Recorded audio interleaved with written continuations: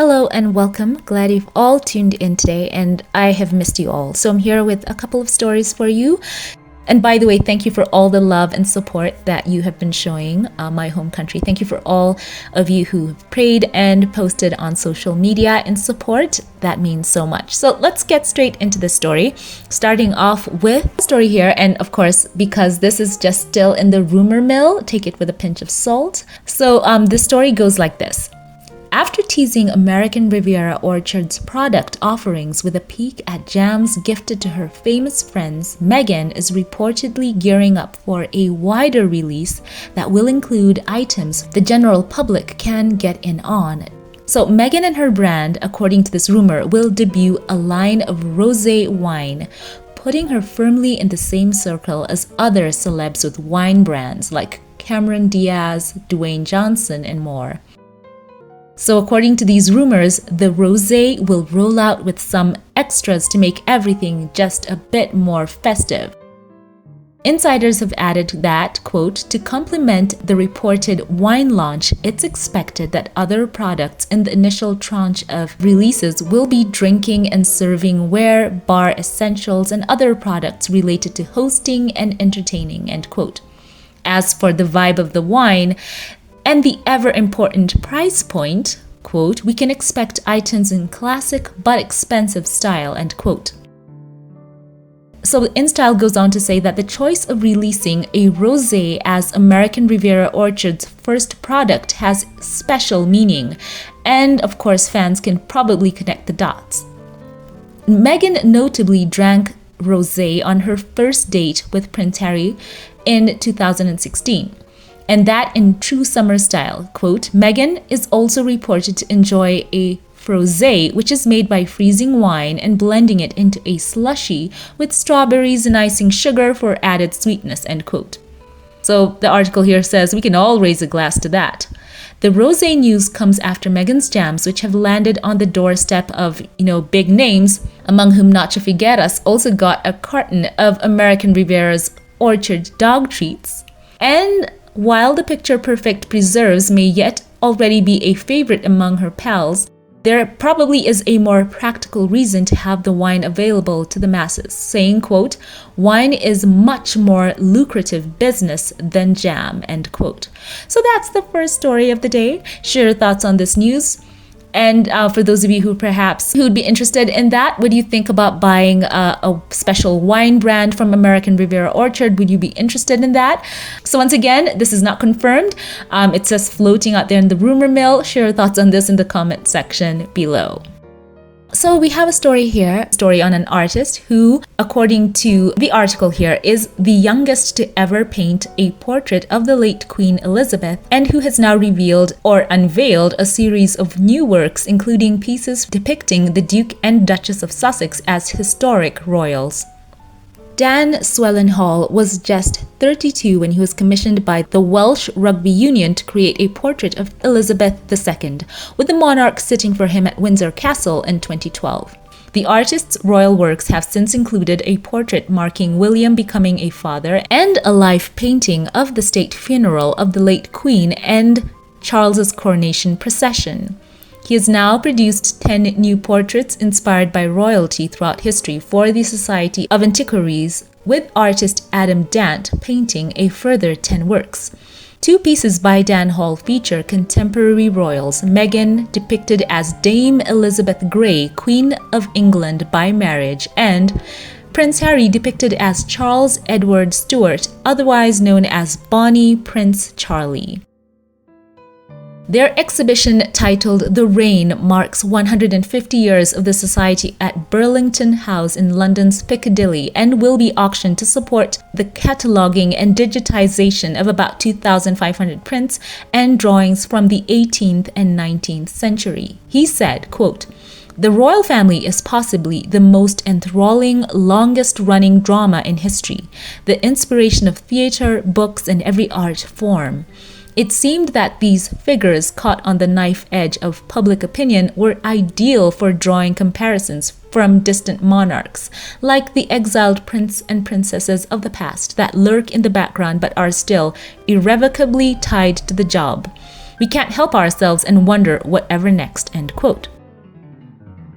So the piece featuring Meghan is titled Returning White Queen and portrays her as Elizabeth Woodville, later known as Dame Elizabeth Grey, who was Queen of England by marriage to King Edward in 1464. And Prince Harry, the Duke of Sussex, is shown in a piece entitled Spectre of the Bonnie Prince as Charles Edward Stuart, who was known as Bonnie Prince Charlie.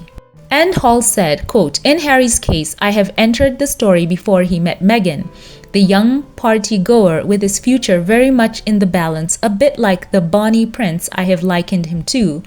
I thought putting Meghan in the role of the White Queen, who was a queen consort and possibly the most influential outsider, in quotes, in royal history, might have a fine irony to it and not necessarily beyond the realms of reality," end quote. Reflecting on his previous and latest pieces of royal art, he said, quote, "I see the subject of royalty, utterly irresistible and rich succor for art. The funeral piece and the subsequent king's coronation piece are a part of that lineage and my part in interpreting our times." He acknowledged that there is now a large amount of photography of the royal family, but said a painting can have, quote, "greater authenticity," end quote.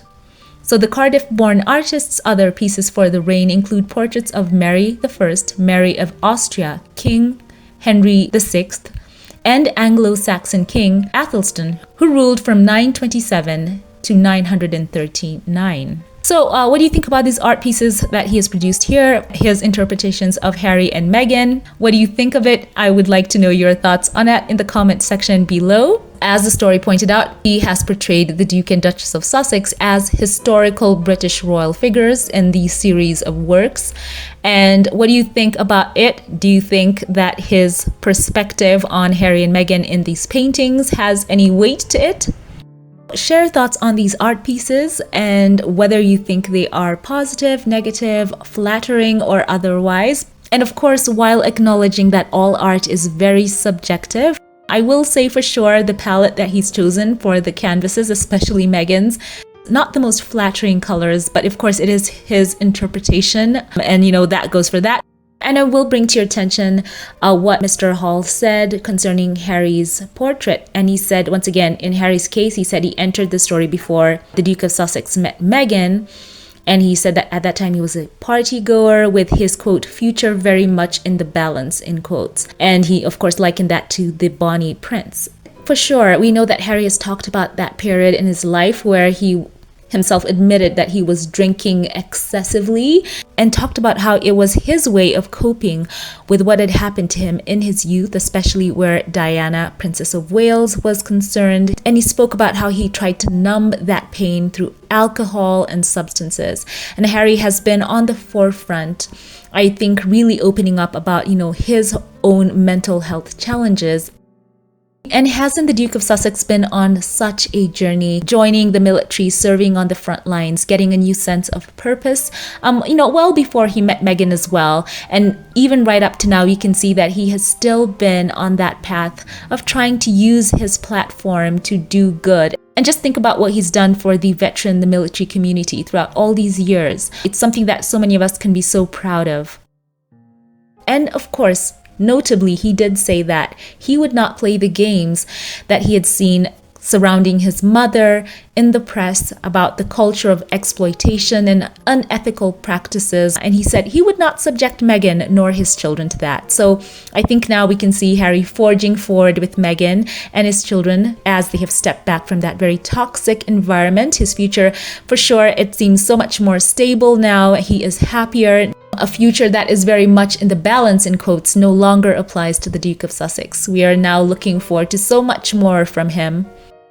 I think that Harry and Meghan, they had stepped away from a very toxic environment that they were in, and they have headed out in a way, and you know what, things are panning out for them quite well. We are looking forward to what they have in store, especially now on the horizon, the Netflix show where Harry will be showcasing his amazing work with Polo and how it's impacting young people affected by HIV and AIDS in Lesotho and Botswana. Prince Harry has been such a humanitarian and quite steadfast in his philanthropic work, not only with Centabale, as I've mentioned before. Think about how he has been so consistent and steadfast with the Well Child organization back in the UK and all that he's done for them, Scotty's Little Soldiers being ambassador for that, and of course as a military veteran, the outstanding work with the Invictus Games. That does not look like any future that is hanging in any kind of balance. So that's my thoughts on that. The painter depicted Prince Harry and Meghan respectively as Prince Charlie or Bonnie Prince Charlie and Dame Elizabeth Grey. And for what he said about Meghan, likening her to Dame Elizabeth, saying that as an outsider, she has been tremendously influential. I mean, I think we cannot deny that. Meghan is very much a blueprint, not only for the British royal women, but across Europe, we've seen her influencing just the way they interact and even their fashion sense and on and on. For such a short time, Meghan was a senior working royal, and she has left such an indelible footprint and mark on that position as a duchess. So that goes for her. And as a quick, by the way, I did look into Bonnie Prince Charlie. I did not know about him. Quick summary on this individual. Charles Edward Stuart, or Bonnie Prince Charlie as he became known, was the grandson of the deposed Catholic King James VII of Scotland and II of England. He and his followers believed that the throne of Great Britain rightfully belonged to the House of Stuart and led a campaign to overthrow King George II. And James's supporters fought several rebellions to restore the family to the throne. Charles's father, Prince James, called the Old Pretender, in quotes, was involved in a failed rebellion. And later on, while the British forces were distracted, Bonnie Prince Charlie believed the time was ripe to launch another rebellion. And to sum up the quick summary, it says, although the handsome prince and his troops experienced some successes in battle against the Hanoverian forces, Charles was eventually halted at the Battle of Culloden in 1746. And he, by the way, is also known as the Young Pretender, in quotes. So share your thoughts and opinions on these portraits. What do you think of them? Are they a yay or a nay? Do you like them or don't you? Share your thoughts on that in the comment section below. On to the second story. And now, as always, allow me here to thank those of you who support this channel financially and shout out a couple of you here by name. A special thank you to you right now, Valerie Smith. Thank you for the tremendous support that you've shown throughout the years, for being such a consistent blessing to all of us here on this channel.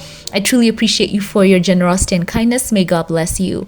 A very special thank you as well to you, Deanna Anima Sean. Thank you for your invaluable kindness and faithful giving. You are so dear and valued. I appreciate you for the comments and the love and giving.